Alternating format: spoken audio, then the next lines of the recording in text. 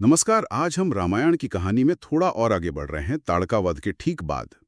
आज हम सिद्धाश्रम से मिथिला तक राम की यात्रा पर विस्तार से बात करेंगे। हमारे सूत्र बताते हैं कि विश्वामित्र का यज्ञ कैसे पूरा हुआ, रास्ते में क्या क्या हुआ और मिथिला पहुंचने तक की कहानी।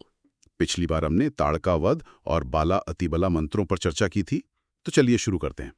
ताड़का के मारे जाने के बाद विश्वामित्र राम और लक्ष्मण को सिद्धाश्रम ले आए।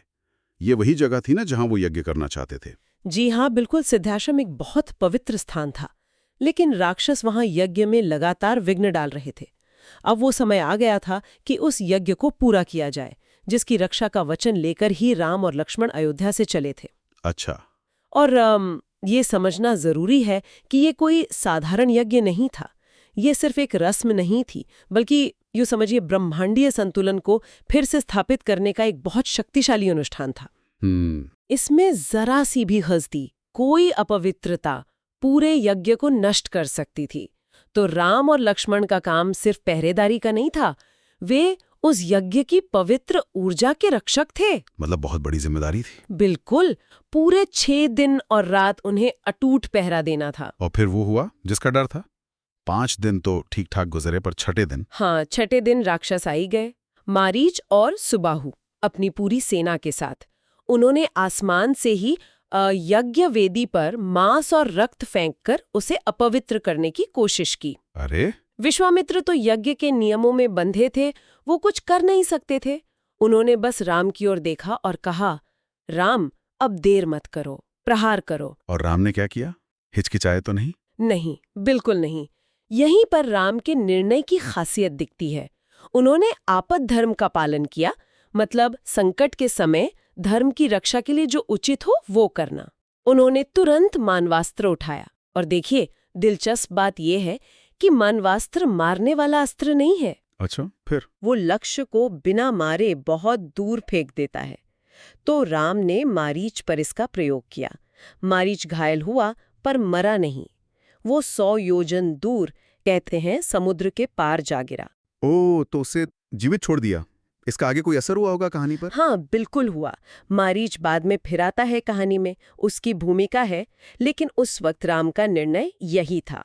दूसरी तरफ सुबाहु और बाकी राक्षसों को राम ने आग्नेयास्त्र से भस्म कर दिया। लक्ष्मण ने भी बाकी राक्षसों को मार गिराया। तो इस तरह यज्ञ की रक्षा हुई। जी, राक्षसों का डर खत्म हुआ और यज्ञ बिना किसी बाधा के पूरा हुआ। सिद्धाश्रम में फिर से शांति और दिव्यता लौट आई। विश्वामित्र बहुत प्रसन्न हुए। उन्होंने राम और लक्ष्मण की बहुत प्रशंसा की। तो ये एक तरह से राम लक्ष्मण की पहली बड़ी परीक्षा थी अयोध्या से निकलने के बाद, और वो सफल रहे। धर्म की विजय हुई। सही कहा। ये सिर्फ राक्षसों का संहार नहीं था, ये धर्म की पुनर्स्थापना थी। राजकुमारों ने साबित किया कि वो न सिर्फ शक्तिशाली हैं, बल्कि धर्म का मर्म समझते हुए सही समय पर सही शस्त्र और सही नीति का प्रयोग कर सकते हैं। यज्ञ तो पूरा हो गया, फिर सिद्धाश्रम से आगे क्या हुआ? यज्ञ पूरा होने के बाद विश्वामित्र ने एक नया प्रस्ताव रखा। उन्होंने कहा कि चलो मिथिला चलते हैं। मिथिला? राजा जनक के यहाँ? हाँ, बिल्कुल। राजा जनक वहाँ एक बहुत बड़ा यज्ञ और आयोजन कर रहे थे, और सबसे बड़ा आकर्षण था भगवान शिव का वो प्राचीन और दिव्य धनुष जो उनके पास था। अरे हाँ, शिव धनुष, जिसके बारे में सुना है कि उसे कोई हिला भी नहीं पाता था। जी, बड़े बड़े देवता, दानव, यक्ष, गंधर्व, कोई भी उसे उठाकर उस पर डोरी नहीं चढ़ा सका था। और राजा जनक ने यही प्रतिज्ञा कर रखी थी कि जो भी वीर इस धनुष पर प्रत्यंचा चढ़ा देगा, उसी से वो अपनी पुत्री सीता का विवाह करेंगे। अच्छा, तो ये सीता स्वयंवर की पृष्ठभूमि बन रही थी। बिल्कुल। ये राम की यात्रा का, कह सकते हैं, एक बहुत बड़ा मोड़ साबित होने वाला था। तो फिर वो चल पड़े मिथिला की ओर। ये यात्रा कैसी रही? क्या रास्ते में भी कुछ खास हुआ? हाँ, ये यात्रा भी बहुत महत्वपूर्ण थी। विश्वामित्र सिर्फ साथ चल नहीं रहे थे, वो राम और लक्ष्मण को ज्ञान भी दे रहे थे। उन्होंने रास्ते में कई प्राचीन कथाएं सुनाई। जैसे कि? जैसे गंगा के पृथ्वी पर आने की कहानी, राजा सगर के 60,000 पुत्र कैसे कपिल मुनि के क्रोध से भस्म हो गए, फिर कैसे उनके वंशज भगीरथ ने हजारों साल तपस्या की और तब जाकर शिव जी ने गंगा के प्रचंड वेग को अपनी जटाओं में संभाला ताकि पृथ्वी नष्ट न हो। गंगा अवतरण की कथा। बहुत प्रभावशाली है। और कोई कथा? एक और बहुत महत्वपूर्ण कथा थी अहल्या उद्धार की। हाँ, अहल्या, गौतम ऋषि की पत्नी। जी, कैसे इंद्र ने छल से उनका सतीत्व भंग किया और फिर गौतम ऋषि ने श्राप देकर उन्हें पत्थर की शिला बना दिया, या कहिए अदृश्य कर दिया वर्षों के लिए। उनका उद्धार सिर्फ राम के चरणों के स्पर्श से ही होना था। और राम ने किया उनका उद्धार? हाँ, जब वो उस सूने आश्रम से गुजरे तो उनके चरण लगते ही अहल्या फिर से अपने रूप में प्रकट हो गईं और श्राप से मुक्त हुईं। ये कहानियां क्यों सुनाई विश्वामित्र ने इस समय? इनका क्या मतलब था? देखिए, ये सिर्फ कहानियां नहीं थीं।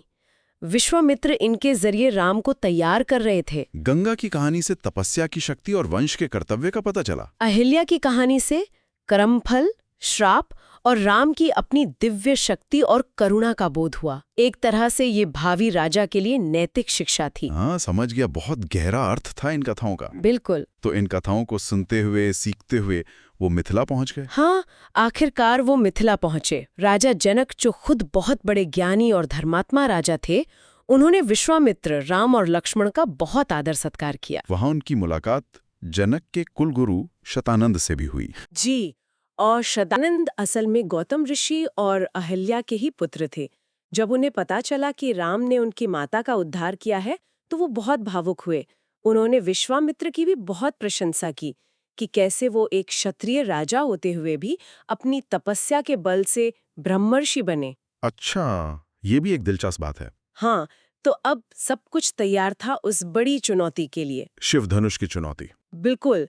राजा जनक की प्रतिज्ञा, उस विशाल शिव धनुष को उठाना और उस पे प्रत्यंचा चढ़ाना, यही शर्त थी सीता से विवाह की।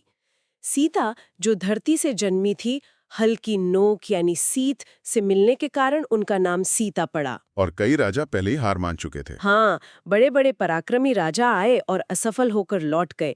अब सबकी नजरें अयोध्या के इन 2 राजकुमारों पर थीं, खासकर राम पर। तो संक्षेप में कहें तो सिद्धाश्रम में यज्ञ रक्षा से शुरू हुई यह यात्रा गंगा और अहल्या जैसी ज्ञानवर्धक कथाओं से होते हुए अब मिथिला में उस महापरीक्षा के मुहाने पर आ खड़ी हुई है जो राम के जीवन की दिशा बदलने वाली थी, शिव धनुष को भंग करना। बिल्कुल। और ये हमें सोचने पे मजबूर करता है ना कि क्या नियति ही नायकों को उनकी सबसे बड़ी परीक्षाओं के लिए ऐसे तैयार करती है? क्या कोई चुनौती सच में असंभव होती है, या वो बस सही व्यक्ति, सही समय और सही प्रयास का इंतजार करती है? भाग्य और पुरुषार्थ का ये सवाल तो हमेशा ही बना रहता है। बहुत दिलचस्प।